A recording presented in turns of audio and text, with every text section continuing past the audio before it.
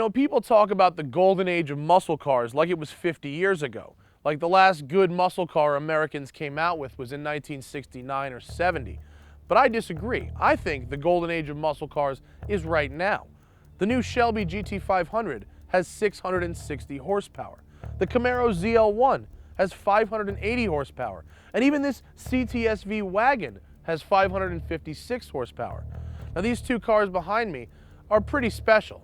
I mean, underneath you have very similar drivetrains, and it's a testament to General Motors that they are willing to make this drivetrain with either a Camaro body on it or a station wagon body on it, depending on what you want. But we've come to Texas, and as we know, everything is bigger in Texas.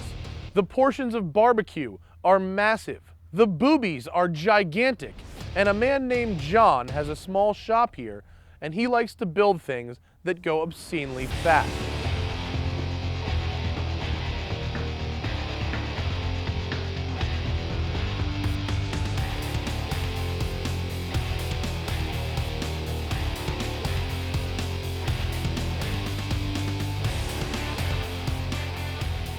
You know, this whole thing probably started as a kid where my dad exposed me to cars, and if a fast car was cool, a faster car was better.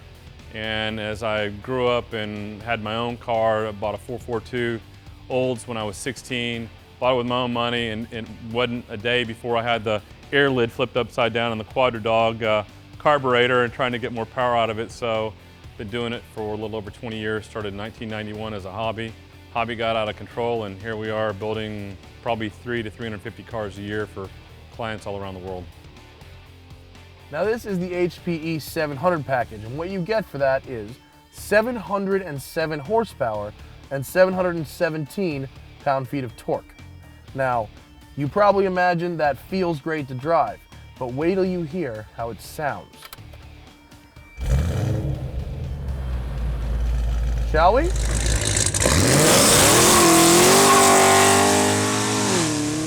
Camaro ZL1 is already a massive improvement over the SS. Not only do you get the LSA supercharged engine out of the CTS-V, you also get the magnetic ride control suspension, which is just about the best piece of hardware General Motors makes.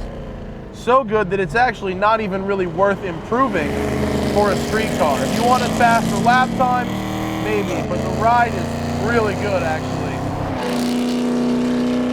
I like how Hennessey makes the power too. It's not just crank up the boost, you know, because that, yeah, you might get one or two good passes, but once it gets heat soaked, your car starts to slip. It's not cool. This, different heads, different cam, headers, exhaust, old school muscle car stuff. It's not even running that much extra boost. All the stuff is made old school horsepower way.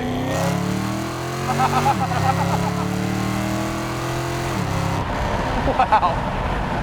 Lots of blower whine up front, tons of exhaust noise out back. I'm scaring cattle right now. They don't want no part of me on the side of the road. GM LS-based motors are a great platform to modify. So new Corvette, Camaro, ZL1, Cadillac CTS-Vs. I'd say right now, in the last 24 months, more than 50% of our business is GM LS small block Chevy-based V8s. They're very easy to modify. They're very reliable when they're modified.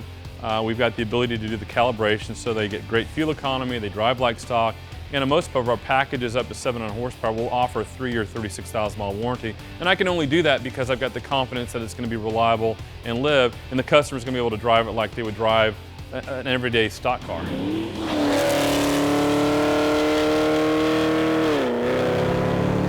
I can drive around like this all I want, and the car's gonna hold up. It's gonna start when I need it to start. And if I'm gonna buy a $55,000 ZL1 Camaro, put another 20 into it with Hennessey for all the upgrades, you know, I'm 75 grand into a car. That car had better start when I want it to start.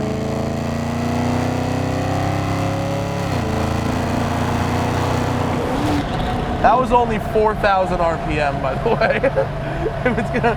I need it to be reliable. I need it to get me where I want to go. And the good news is this package comes with a 3-year, 36,000 mile warranty. So if it breaks, it's on him, not you. If you got the money and you want to be eating ZR1s, this is basically turns a Camaro into a ZR1.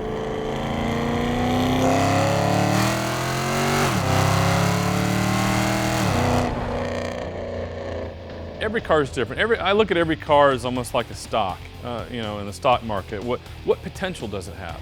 You know, if a new BMW M3 comes out and it's 414 horsepower, whatever it's from the factory, BMW, I know, they take their cars and they don't leave a whole lot of meat on the bone. They tune their cars to where when you get it from the dealer, there's not a whole lot of upside left. Whereas on a lot of the Ford stuff, GM stuff, a lot of the American muscle car and sports cars, typically there's a lot more room to add more power. And so, you know, what you look at the LS-based motors, Cadillac CTS-V, for instance, comes in with 556 horsepower. That platform goes up to 750 horsepower super reliably. Now you want to go beyond 7 or 750, then you need to look at pistons and rods and doing additional upgrades that are a lot more expensive. You can do 1,000 horsepower and we'll offer a warranty with that package. But every car, every package is different, and it's our job to figure out how far can we go so we're not pushing over the edge of reliability. Now John will tell you that there are no downsides whatsoever to this package, and I agree with him mostly.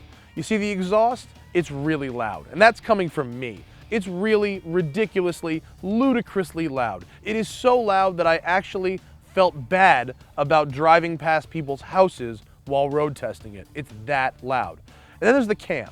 Now, a cam really wakes up an LS engine, get a lot more power out of it. So I understand why you'd want one, but you get the uneven, lumpy idle. Now, some people love that, and other people think that in between gears and while going between reverse and park and drive or at a red light, it makes the car feel rough and uncivilized. Now here, it's up to you to make the choice if that's what you want from your car.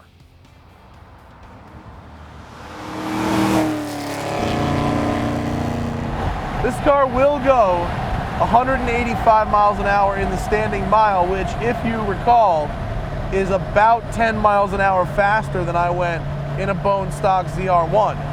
So you know that even if you can't do it right off the line, sooner or later that power will make it to the ground. I would advise a set of sticky tires for this car though, because 707 horsepower and 717 pounds of torque will just blow them right off.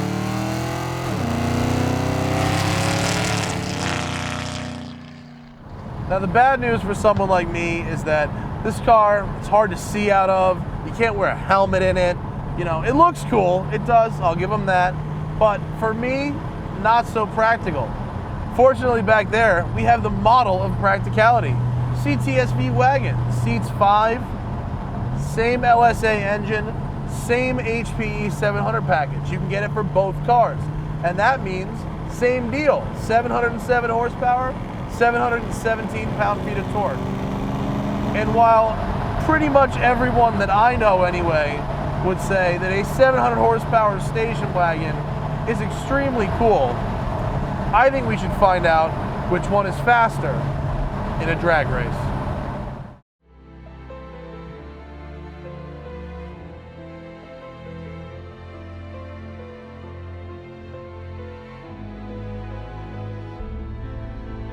All right, my favorite time of day, drag racing time. We're done with the road. So, HPE 700 Camaro versus your daily driver. That's it. They both make similar power. The Wagon actually probably makes a tiny bit more power than the ZL1.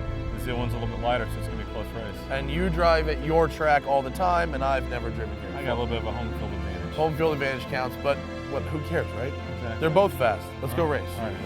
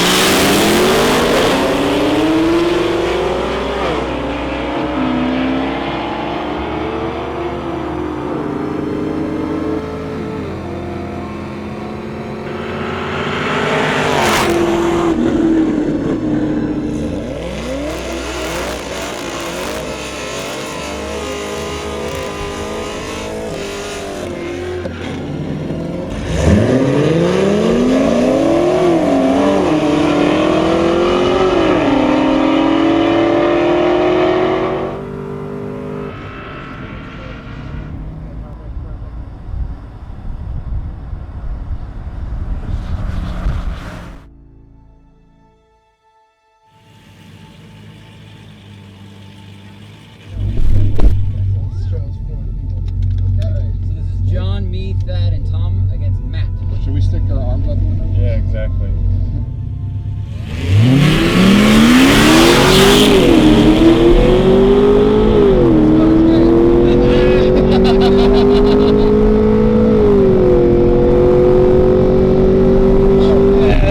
Traction control. I'm buying this one. This is the move. This is the way better. Yeah. I'm quite comfortable. How are you? I'm great. Oh, that's awesome.